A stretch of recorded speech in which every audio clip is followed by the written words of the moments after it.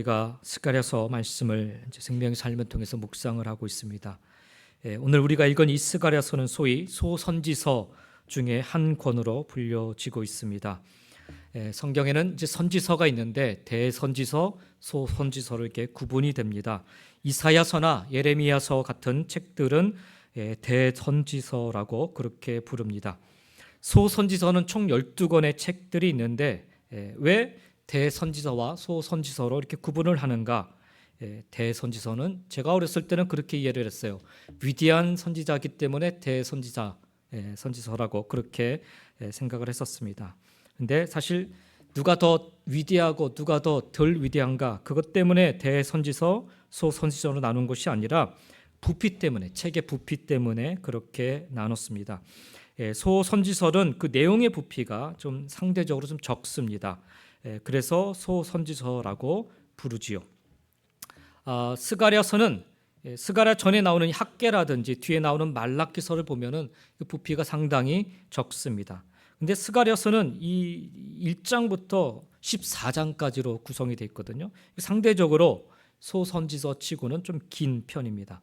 그래서 스가랴서의 첫 번째 특징으로는 이 소선지서 12권 중에서 가장 길고 조금 난해한 책이다라는 것입니다. 그리고 이 두 번째 이 스가랴서의 특징은 다양한 문체가 이 책 안에, 이 선지서 안에 들어가 있습니다. 우리말로 읽다 보면은 뭐 그렇고 그런 기록과 내용처럼 보이지만 히브리어 원문을 보면 이게 시 형태로도 돼 있고 또 산문체, 다시 말하면 에세이 스타일로도 그렇게 기록이 되어 있습니다. 전반부는 주로 에세이 스타일로 기록되다가 후반부에 가서는 시적인 형태로 이것이 기록이 되어 있습니다. 그리고 또한 이 스가랴서 안에는 환상이라든지 예언과 같은 그런 내용들이 담겨져 있습니다. 평범한 사건에 대한 그런 기록들을 적어놓은 그런 기록들도 있기도 하고 시처럼 또 노래하는 그런 내용들도 담겨져 있습니다. 그래서 14장밖에 안 되지만 이 안에는 상당히 다양한 스타일의 문체가 이 안에 담겨져 있습니다. 이것이 스가랴서가 갖고 있는 또 하나의 특성이기도 합니다.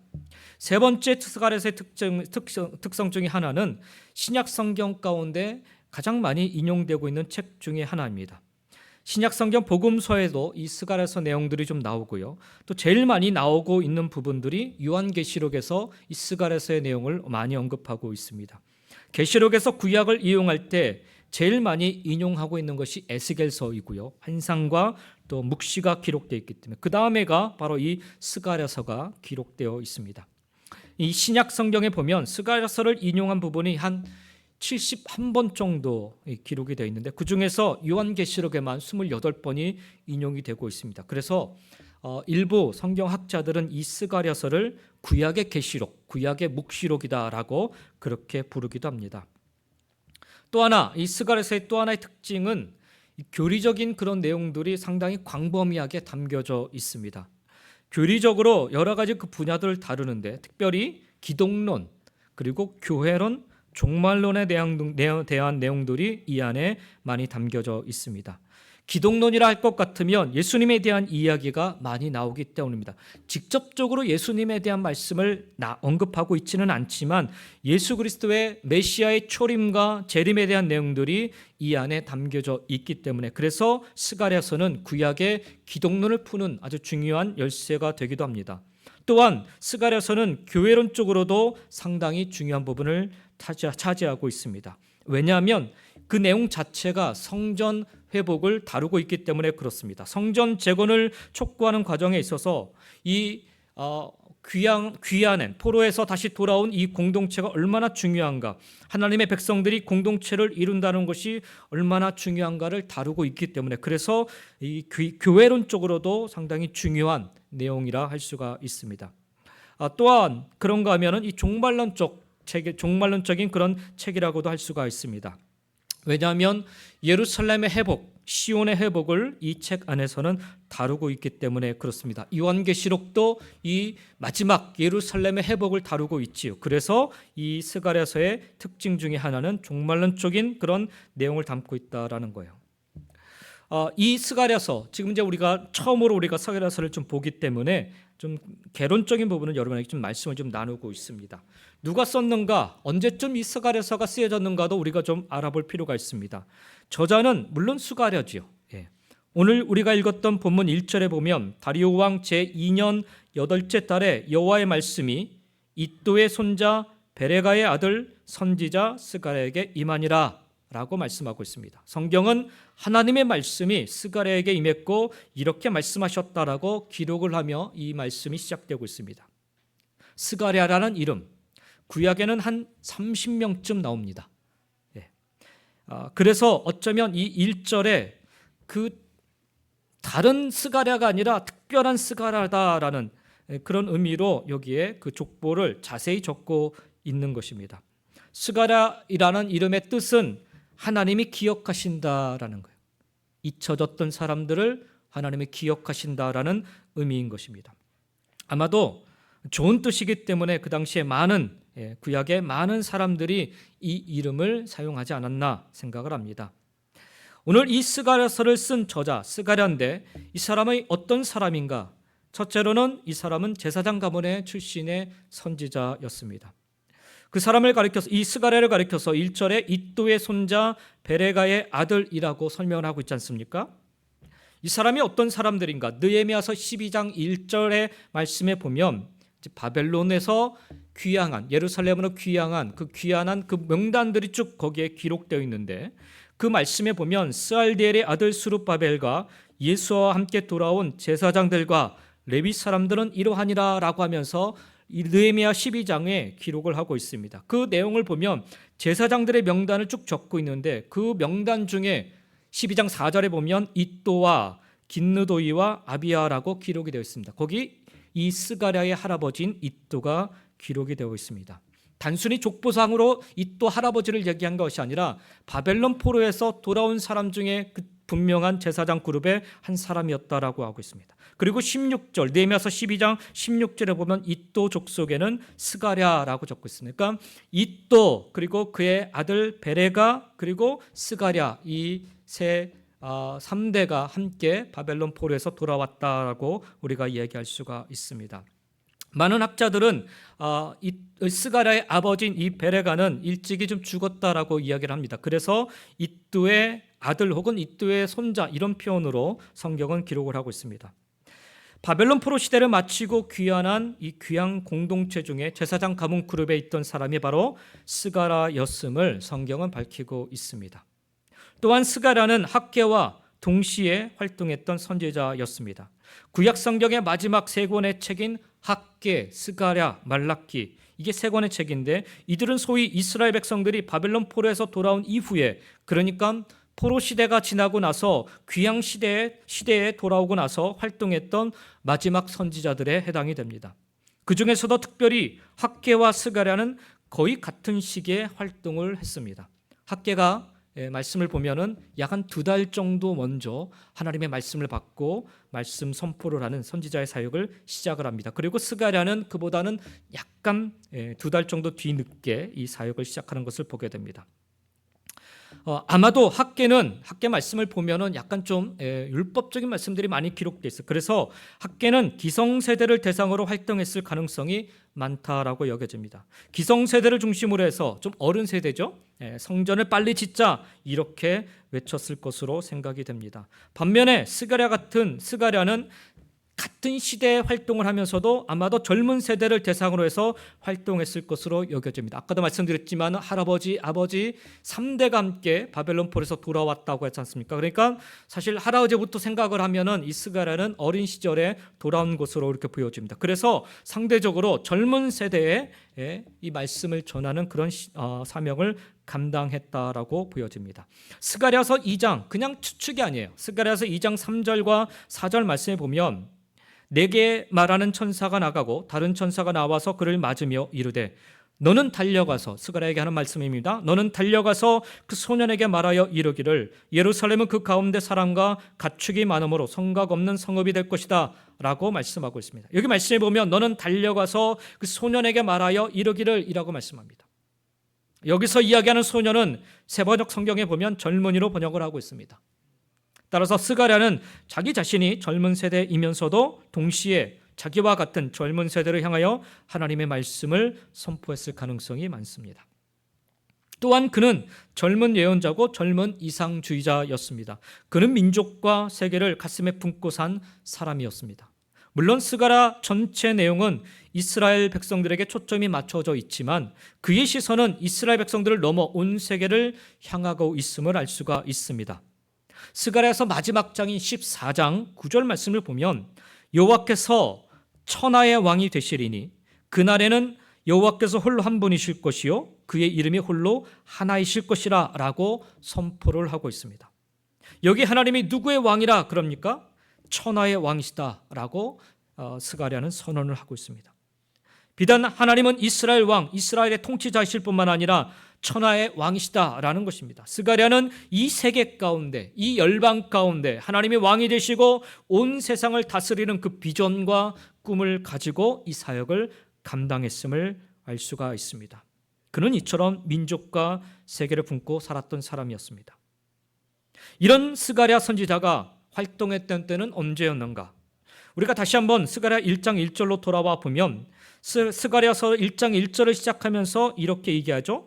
다리오 왕 2년 8월에 라고 시작을 하고 있습니다. 바사, 즉 페르시아의 다리오 왕 1세는 바벨론을 무너뜨리고 새로운 왕조를 이룬 사람입니다. 역사가들은 통상 주전 521년부터 486년까지 다리오 왕 1세가 활동했던 것으로 그렇게 이야기를 합니다. 바벨론 포로에서 예루살렘 땅으로 돌아오게 된 때가 주전 536년경입니다. 1차 포로 귀향이 스룹바벨의 인도 아래에서 포로되었던 약 한 5만 명의 이스라엘 백성들이 예루살렘 땅으로 다시 돌아오게 됩니다. 그 사람들 가운데 학개와 스가랴도 끼어 있었던 것입니다. 그들이 시온의 땅으로 돌아오면서 예루살렘 땅으로 돌아오면서 제일 먼저 가지고 있었던 꿈은 거기서 예루살렘 땅에서 다시 한번 무너졌던 성전을 건설하고 그곳에서 여호와 하나님을 경배하는 것이었습니다. 그러나 도라는 왔지만 아직까지도 성전은 지어지지 않고 있었던 것입니다. 그때 다리오 왕 2년 8월에 즉 다리오 왕이 주전 521년에 통치를 시작했으니 그로부터 2년이 지난 시점 주전 520년이 되는 셈입니다. 그러니까 바벨론 포로에서 1차 귀환한 때로부터 계산을 해보면 약 한 16년이라는 시간이 지난 때입니다. 바로 그때 스가랴 선지자가 하나님의 말씀을 받고 선지자로서의 활동을 시작하게 된 것입니다. 학자들에 의하면 스가랴 선지자는 주전 520년부터 518년까지 약 한 2년 동안 아주 열심히 활동을 했다라고 그렇게 이야기를 합니다. 그러나 정확하게 2년만 활동하고 은퇴를 한 것은 아닐 것입니다. 성경학자들은 스가랴 9장부터 14장까지의 내용이 앞서 1장부터 8장까지의 내용과 사뭇 다르기 때문에 아마도 스가랴 선지자가 노년기에 받았던 예언을 이 9장부터 14장에 기록했을 것이다 라고 그렇게 생각을 합니다. 그래서 사실 2년만 활동하고 끝난 것은 아닌데 상대적으로 스가랴 선지자가 아주 정점을 찍으며 활동했던 때는 주전 520년부터 518년까지 약 한 2년 동안 열심을 다해서 예루살렘 성전의 회복을 위해서 그가 사역을 했던 것으로 그렇게 여겨집니다. 그 당시 동시대 사역을 감당하였던 학개나 또 스가랴 선지자 등의 활동의 결과로 그리하여 마침내 주전 515년경에 성전이 완공이 되고 봉헌이 됩니다. 이것이 우리가 읽게 되는 스가랴서 전체적인 시대적 배경이라 할 수가 있습니다. 자, 그러면 이 스가랴가 품고 있는 이야기하는 아주 중요한 주제는 무엇인가? 스가랴서 전체의 주제를 단 하나의 단어로 이야기를 해본다면 회복입니다. 회복. 단순히 재건하거나 복원을 하는 것이 아니라 회복은 성결을 통해서 이루어지는 회복을 이야기합니다. 그래서 스가랴서의 전체 중요한 주제는 성결과 거룩함과 회복됨입니다. 사실 이 두 단어 동전의 양면처럼 떨어질 수 없는 그런 이야기입니다. 성결이 없는 회복은 빈 껍데기와 마찬가지입니다. 그리고 또한 회복이 없는 성결함은 공허할 뿐입니다. 깨끗해야 회복되고 회복되면 반드시 깨끗한 모습으로 서 있어야 됩니다. 오늘 우리의 신앙과 또 우리의 가정과 우리 교회 공동체도 마찬가지입니다. 겉모습이 회복된 것 같아도 우리의 심령이 여전히 하나님을 떠나 있다면 그 회복은 아직 시작도 되지 않은 것입니다. 거룩한 무리가 되어 예루살렘 땅으로 돌아왔는데 그렇잖아요? 왜 여전히 성전을 세우지 못하고 있고 왜 여전히 황폐한 채 살아가야만 하는가? 회복을 꿈꾸며 이 땅 예루살렘으로 돌아왔는데 반드시 이 회복의 역사를 이루도록 하나님의 역사하심을 믿고 왔는데 정말 기적적으로 70년 만에 이 회복을 이루기 위해서 하나님이 역사하셔서 돌아오게 됐는데 왜 여전히 회복되지 못하고 왜 여전히 체념한 채 절망 가운데 살아가고만 있는가? 스가랴 선지자 입술을 통해 하나님은 말씀하고 계십니다. 성결하라, 거룩하라, 깨끗하라 말씀하십니다. 그렇습니다. 우리가 죄를 포기하고 하나님 앞에 거룩해질 때 그때 비로소 회복이 가능할 수가 있습니다. 또 반대로 생각해 보면 우리가 정말 회복되었다. 그러면 그 회복의 결과는 무엇이어야 하는가? 하나님이 보시기에 깨끗하다. 그것이 진정한 회복인 줄 믿습니다. 자, 이렇게 성결과 회복 이 두 가지 키워드로 스가랴서를 읽어 내려가시다 보면 방황하지 않고 말씀이 좀 어렵기 때문이고요. 또 나중에 뒷부분에 가서는 시문체로 써여져 있기 때문에 그래서 방황하지 않고 끝까지 잘 이해하며 읽어가실 수 있으실 것입니다. 오늘은 시간이 좀 많이 지났지만 서론 부분을 좀 살펴보면서 말씀을 좀 마쳤으면 좋겠습니다. 우리가 읽은 1장 1절부터 6절까지가 스가랴 전체를 여는 서론인데요. 이 서론의 내용은 한마디로 회복의 열쇠라 할 수가 있습니다. 회복이 되려면 회복의 열쇠가 필요한데 그 회복의 열쇠가 무엇일까? 그 회복의 열쇠를 다루고 있는 내용이 바로 3절 말씀입니다. 3절의 말씀을 우리 한번 같이 읽어보도록 하겠습니다. 3절입니다. 그러므로 너는 그들에게 말하기를 만군의 여호와께서 이처럼 이르시되 너희는 내게로 돌아오라 만군의 여호와의 말이니라. 그리하면 내가 너희에게로 돌아가리라 만군의 여호와의 말이니라. 아멘. 여기서 말씀하고 있는 회복의 열쇠를 한마디로 말하면 뭘 할 수 있는가? 바로 돌아오라라는 것입니다. 회개입니다. 회복의 열쇠는 언제나 회개였습니다. 우리가 회복되기를 원한다면 회개를 그래서 열망해야 되고 또한 회개의 삶을 살아야 되는 것입니다. 구약 성경에서 가장 중요한 하나님의 외침 가운데 하나가 돌아오라는 거예요. 내게로 돌아오라. 이 서론 부분에서는 회복의 열쇠인 우리가 왜 하나님께로 돌아와야 하는가? 그러면 우리는 왜 하나님께로 돌아와 왜 회개해야 되는가? 그 이유를 스가랴는 4가지로 밝히고 있습니다. 첫 번째로 왜 돌아와야 하는가? 왜 회개해야 되는가? 첫 번째로는 하나님과의 바른 관계의 회복을 위해서입니다. 오늘 우리가 읽은 본문의 2절 말씀을 보면 여호와가 너희의 조상들에게 심히 진노하였느니라 말씀하고 있습니다. 지금껏 잘못해왔던 조상들에게 하나님이 진노하셨고 그 결과가 민족이 나라가 심판과 멸망에 처했었다라는 것입니다. 하나님의 진노하심은 바로 그 조상들이 선조들이 하나님을 버린 결과였습니다. 하나님과의 관계를 깨트려버린 결과 때문에 그렇습니다. 하나님이 깨신 것이 아니라 백성들이 하나님과의 관계를 깨버렸기 때문입니다. 그러하기에 먼저 해야 할 일은 하나님께로 방향을 돌려 돌아오라는 것입니다. 3절에 그러죠. 돌아오라. 내게로 돌아오라.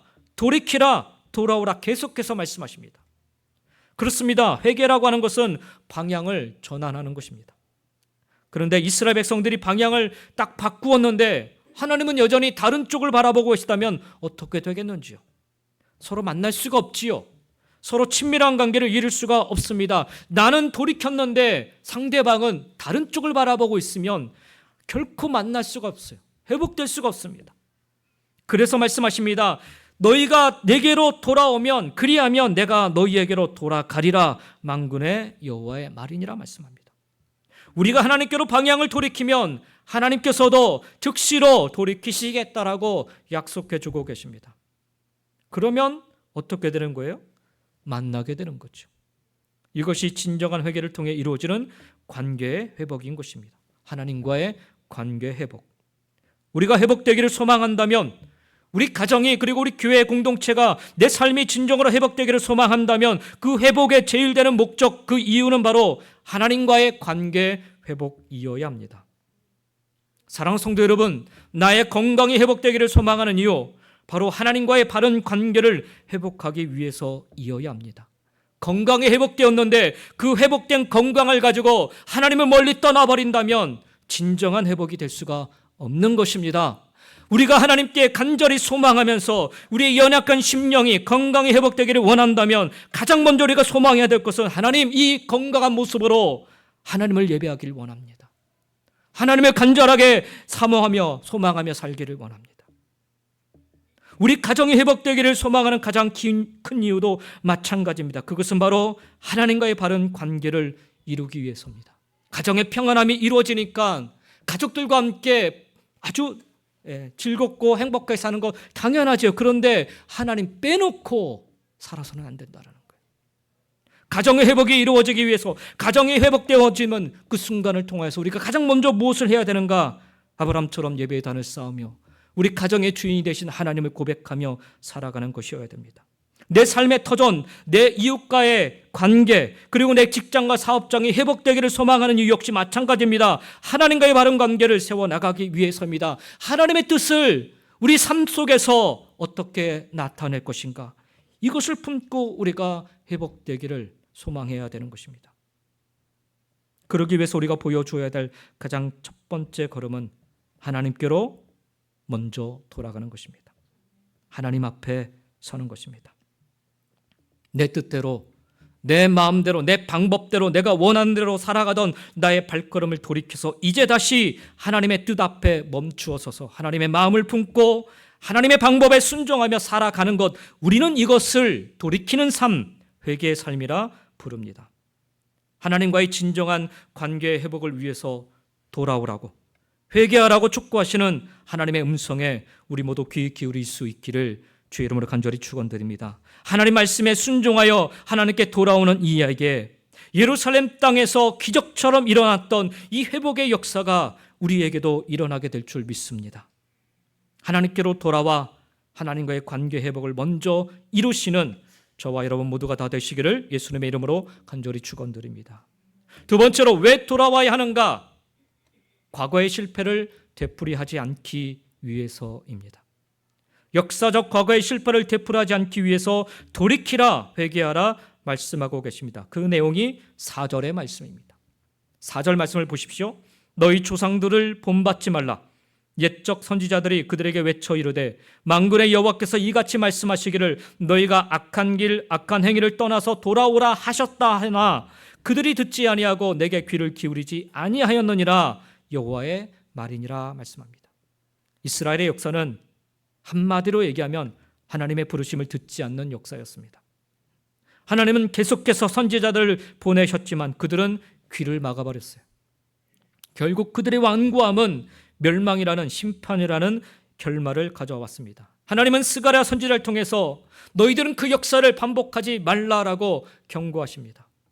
돌아왔는데 여전히 동일하게 그와 같은 삶을 살지 말아야 된다는 것입니다. 과거의 실패를 되풀이하지 않기 위해서, 그래서 역사에서 배우라는 것입니다. 과거에 하나님 말씀에 불순종하고 불신앙했고 그랬던 과거를 똑똑히 들여다보고 본받지 말라.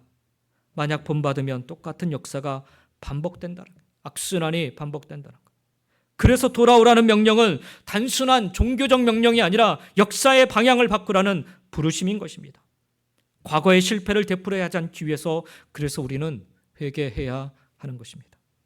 지금 예루살렘 땅으로 돌아온 이스라엘 백성들, 이 귀한 공동체가 보여주고 있었던 모습이 어쩌면 그렇게 자기 조상들이 해왔던 방식 그대로, 그들이 행했던 악행을 그대로 보이며 살아가고 있는 모습이었는지, 왜 처음 이 땅을 밟았던 소망을 잃어버리고 16년이라는 시간을 그대로 허송세월 보내듯 보내야만 했는가? 그저 자신들의 운수 탓하며 우리 운이 그래, 그저 세상 탓하며 세상이 그렇잖아, 그저 남 탓하며 나 때문이 아니라 저 사람 때문이야 라고 하면서 지금껏 조상들이 해왔던 방식 그대로 그렇게 여전히 쉽게 편하게 살려 하였기 때문인 것이에요. 하나님은 분명히 말씀하십니다. 너희 조상들을 본받지 말라. 너희 과거의 삶을 그대로 답습하지 말라라는 것입니다.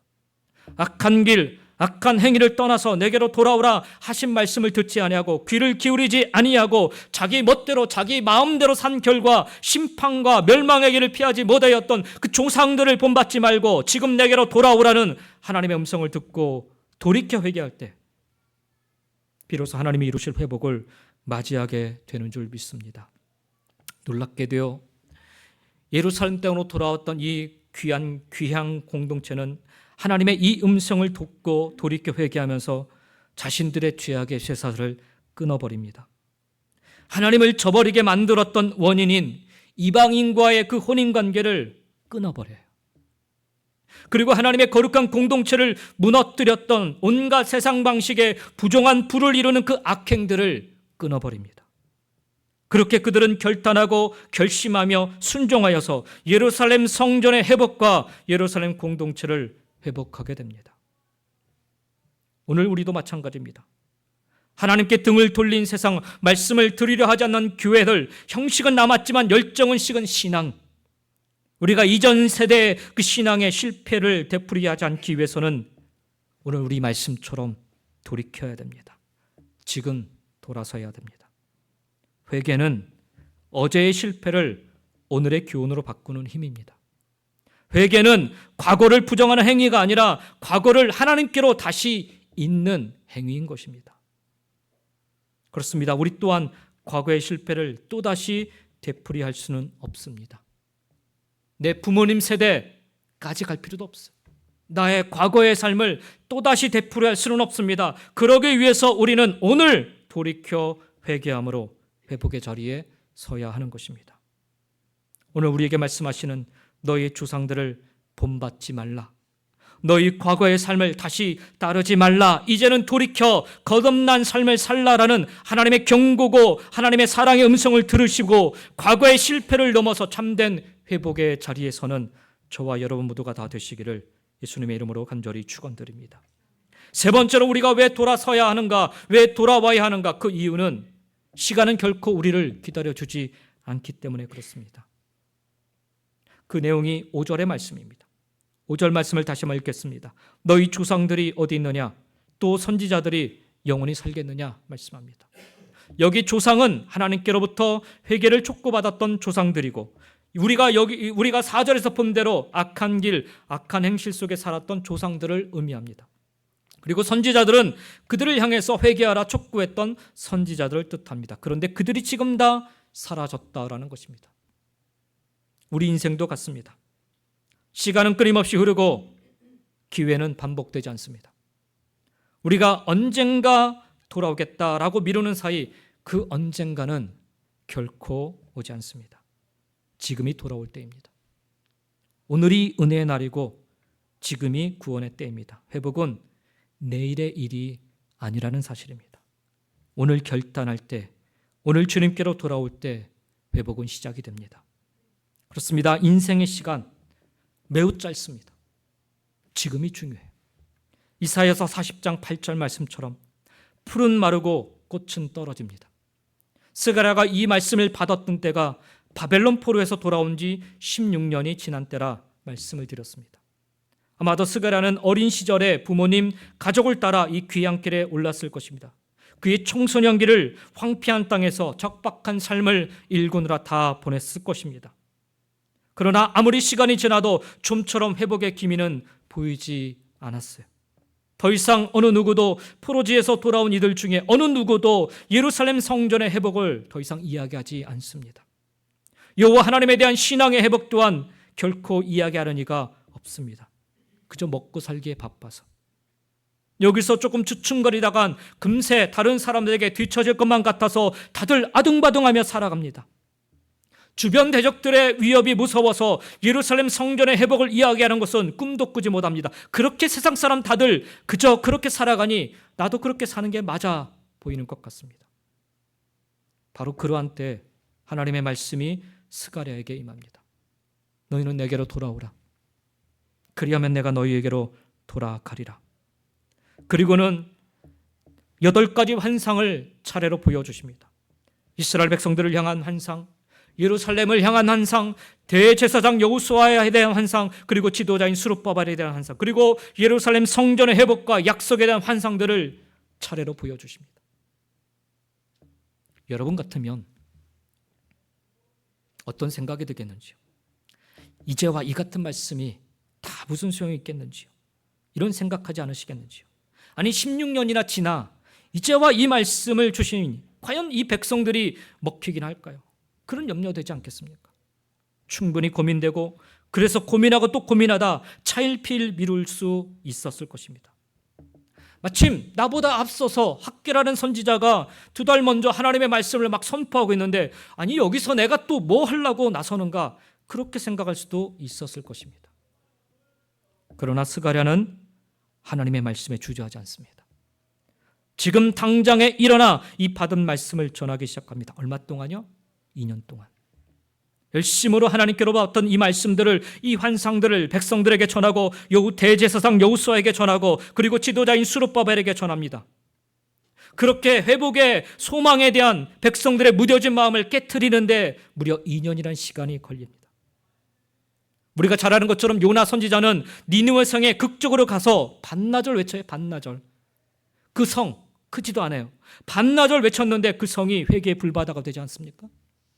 근데 스가랴는 1년이 넘도록 죽어라 외쳤는데도 아무런 반응이 없습니다. 포기할 만하지요. 그러나 그는 멈추지 않고 계속해서 외칩니다. 하나님의 말씀이 성취될 때까지. 왜요? 지금 당장 우리가 돌이켜 회개하지 않으면 어쩌면 영영 하나님이 이루실 회복은 우리 세대에 볼 수 없을지 모른다라는 생각 때문이었을 것입니다. 그래서 그는 자신의 세대에게, 학개는 기성세대, 장년세대에게 하나님의 메시지를 전하였다면 스가랴는 자신과 같은 젊은 세대에게 더 늦지 않도록 우리에게 시간이 많은 것이 아니다라고 외치면서 반드시 하나님의 회복의 때가 우리 시대에 임하도록 그렇게 힘써 외쳤던 것입니다. 그리고 감사하게도 비록 2년이라는 시간이 걸렸지만 그의 외침을 듣고 하나님께로 돌아오는 회개의 삶을 통하여 16년 동안 멈춰서 있었던 예루살렘 성전의 회복의 시계는 다시금 돌아갈 수 있게 되었고 마침내 4년의 힘써 헌신하는 시간을 통하여 예루살렘 성전 재건의 기쁨을 맛볼 수가 있었습니다. 예루살렘 공동체의 회복 또한 그들은 경험할 수 있게 되었습니다. 사랑하는 성도 여러분, 시간은 결코 우리를 마냥 기다려주지 않음을 기억하시기 바랍니다. 그러니 지금 우리에게 주신 이 말씀들을 붙잡고 오늘 돌이켜 회개하며 하나님이 이루실 회복을, 하나님이 부어주실 회복의 은총을 함께 고백할 수 있는 저와 여러분 모두가 다 되시기를 주님의 이름으로 간절히 축원드립니다. 마지막으로 왜 돌아와야 하는가? 회개해야 될 가장 중요한 이유는 하나님의 말씀은 반드시 성취되기 때문입니다. 6절의 말씀입니다. 내가 나의 종 선지자들에게 명령한 내 말과 내 법도들이 어찌 너희 조상들에게 임하지 아니하였느냐? 그러므로 그들이 돌이켜 이르기를 만군의 여호와께서 우리 길대로 우리 행위대로 우리에게 행하시려고 뜻하신 것을 우리에게 행하셨도다 하였느니라 말씀합니다. 예, 하나님의 말씀은 반드시 이루어집니다. 그분의 경고는 현실이 되었고 그분의 약속은 역사 속에 그대로 드러났습니다. 우리는 바로 그와 같은 반드시 이루어지는 그 말씀 위에 서 있어야 됩니다. 하나님의 말씀은 결코 헛되지 않습니다. 그 말씀은 시대를 넘어 지금도 여전히 유효합니다. 그러니까 빨리 정신 차리라는 말이지요. 너희 조상들도 멋대로 하다가 내가 경고했음에도 불구하고 내 종들을 통해서 경고했음에도 불구하고 불순종하다가 징계를 받아 포로 생활하고 그렇게 고생하지 아니하였느냐? 그대로 되지 아니하였느냐? 지금도 마찬가지다. 그러니까 빨리 회개하라 이 말씀인 것입니다. 하나님의 말씀은 반드시 성취되기 때문에 회개하라 라고 말씀하고 있는 것입니다.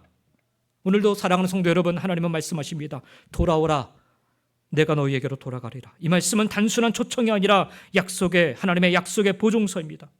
우리가 돌이킬 때 하나님이 친히 일하신다라는 약속의 보증서입니다. 여러분, 우리가 예수 그리스도를 믿음으로 말미암아 구원받는 이유가 무엇인지요?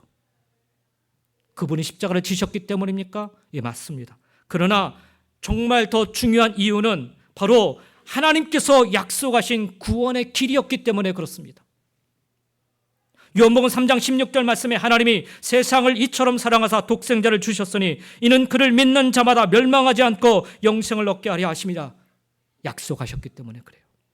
이사야 선지자를 통해 주신 하나님의 구원의 약속을 보면 이사야 53장 말씀에 기록되기를 그가 찔림은 우리의 허물 때문이요 그가 상함은 우리의 죄악 때문이라 그가 징계를 받음으로 우리는 평화를 누리고 그가 채찍에 맞음으로 우리는 나음을 받아도다. 우리는 다 양 같아서 그릇 행하여 각기 제 길로 갔거늘. 여기 말씀에 보면 여호와께서는 우리 모두의 죄악을 그에게 담당시키셨도다. 하나님이 그렇게 약속하셨기 때문에 그 사실을 믿는 자마다 구원을 받는 것입니다. 이어지는 53장 10절 11절 말씀에도 말씀하시기를 여호와께서 그에게 상함을 받게 하시기를 원하사 질고를 당하게 하셨은즉 그의 영혼을 속건제물로 드리게 이르면 그가 씨를 보게 되며 그의 날은 길 것이요 또 그의 손으로 여호와께서 기뻐하시는 뜻을 성취하리라. 그가 자기 영혼에 수고한 것을 보고 만족하게 여길 것이라. 나의 의로운 종이 자기 지식으로 많은 사람을 의롭게 하며 마지막에 뭐라고 말씀하시면 또 그들의 죄악을 친히 담당하리로다. 이사야 선지자를 통해 주셨던 하나님의 언약의 말씀이기 때문에 이 말씀을 믿고 예수 그리스도가 하나님이 보내신 메시아임심을 믿는 자마다 그분이 나의 죄를 담당하시게 십자가에서 돌아가셨다는 사실을 믿는 자마다 그리고 사흘 만에 부활하심을 믿는 자마다 그래서 구원을 받게 되는 거예요. 사랑하는 성도 여러분, 하나님이 이루실 구원은 바로 하나님이 친히 약속하신 말씀 때문입니다. 그 말씀은 변치 않으시고 반드시 이루시는 말씀이십니다. 그 아들 예수 그리스도를 믿는 자마다 멸망치 않고 영생을 얻게 하시겠다라 약속하여 주셨기 때문입니다. 근데 여러분 반대로 생각해 보면 믿지 아니하는 자마다 돌이키지 아니하는 자마다 회개치 않는 자마다 심판을 멸망을 피할 길이 없다라는 거예요. 회복될 길이 없습니다. 우리가 아무리 내 뜻대로 내 방식대로 선하게 의롭게 산다 하여도 그것으로는 구원받을 길이 없습니다. 오직 하나님의 말씀을 믿음으로만 가능한 것입니다. 그 말씀 믿고 그대로 순종할 때입니다. 하나님의 말씀은 반드시 성취되기 때문입니다. 풀은 마르고 꽃은 시드나 우리 하나님의 말씀은 영원히 서리라. 이사야 40장 8절의 말씀입니다. 그렇습니다. 하나님의 말씀은 변치 않으십니다. 하나님의 말씀은 오늘도 신실하게 그리고 성실하게 역사하십니다. 그러니 돌이켜야 합니다. 돌아서야 됩니다. 하나님께로 돌아서야 됩니다. 우리 주님 말씀하시죠. 회개하라 천국이 가까웠느니라. 오늘 주님의 음성을 듣고 회개의 자리로 나아가는 자, 오늘 주님의 음성을 듣고 회개의 자리에 서는 자, 돌이켜 하나님께로 돌아서는 자, 하나님이 이루실 회복 앞에 서게 될 줄 믿습니다. 그리고 하나님이 세우실 회복 안에 거하게 될 줄 믿습니다. 돌아오면 하나님이 우리에게 돌이켜 주시겠다 말씀하십니다. 하나님이 돌이켜 주시는 것뿐만 아니라 우리 가운데 다시 거하시겠다 말씀하십니다. 돌아오면 말씀의 생기가 내 심령을 덮고 나의 가정을 덮으며 우리 공동체를 덮고, 돌아오면 끊어진 관계들이 하나님의 사랑 안에서 이어지며, 돌아오면 우리의 삶 속에 잃어버렸던 열정과 기쁨과 소망이 되살아날 것입니다. 그렇게 회복은 시작될 것입니다. 사랑하는 성도 여러분, 하나님은 오늘도 기다리고 계십니다. 우리가 돌이켜 그분께로 돌아올 때 그분은 약속하신 대로 우리에게 돌아오십니다. 회복의 열쇠는 멀리 있는 것이 아닙니다. 이미 우리의 손에 쥐어져 있습니다. 너희는 내게로 돌아오라. 그리하면 내가 너희에게로 돌아가리라. 이 말씀 굳게 붙잡아 주시고 회복의 열쇠를 이제 힘있게 돌리시기 바랍니다. 그리하여 그날의 예루살렘 땅에서 성전의 회복과 자신의 삶의 회복을 이룬 포로에서 돌아온 그런 공동체처럼, 이스라엘 민족의 공동체처럼 우리도 함께 하나님을 고백하며 회복의 삶을 살아가시기를 예수님의 이름으로 간절히 축원드립니다. 기도하겠습니다.